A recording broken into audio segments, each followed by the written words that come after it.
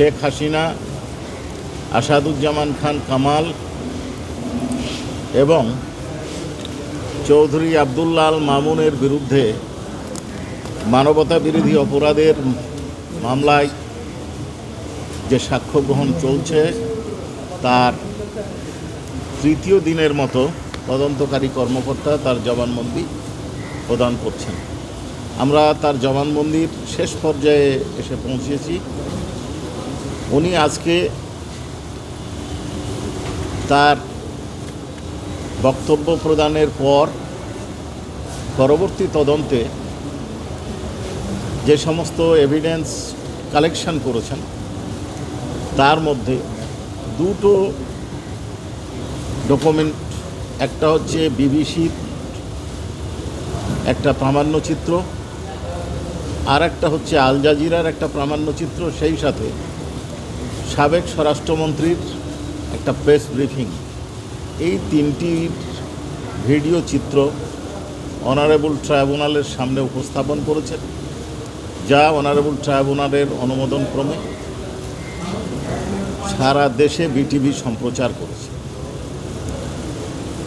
এইখানে অনেকের বক্তব্য আছে, আসামি শেখ হাসিনার বক্তব্য আছে, আসামি সাবেক স্বরাষ্ট্রমন্ত্রী আসাদুজ্জামান খান কামালের বক্তব্য আছে। এইখানকার এমন কোনো বিষয় নাই যা গুরুত্বপূর্ণহীন, অর্থাৎ প্রত্যেকটা বিষয় অত্যন্ত গুরুত্বপূর্ণ। আপনারা দেখেছেন সাবেক প্রধানমন্ত্রী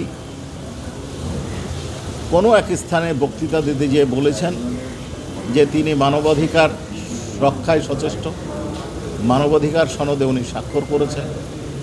তিনি বলেছেন ছাত্রদের নিরাপত্তার বিধান উনি করছেন, কিন্তু আমরা বাস্তবে যেটা দেখলাম, মানবাধিকার লঙ্ঘনের এই রক্ষার নামে আহত ব্যক্তিকে এপিসি থেকে ফেলে দেওয়া হলো, একজনকে দাঁড় করিয়ে গুলি করা হচ্ছে হত্যার তথ্য গোপন করার জন্য, পোস্টমর্টেম রিপোর্টে মৃত্যুর কারণ পরিবর্তনে বাধ্য করা হচ্ছে। এ ধরনের বহুবিধ ঘটনার বর্ণনা পাওয়া যাচ্ছে। আমাদের কথাগুলো রিপিটেশন হচ্ছে কারণ যারা প্রামাণ্য তথ্য তৈরি করেছেন তারা বিভিন্ন জনের কাছ থেকে বিভিন্নভাবে তথ্য সংগ্রহ করে। আপনারা যদি বিবিসির যে প্রামাণ্য চিত্র সেটা দেখবেন, কতগুলো মোবাইল ভিডিওর স্ক্রিনশট ওইখানে উপস্থাপন করা হয়েছে।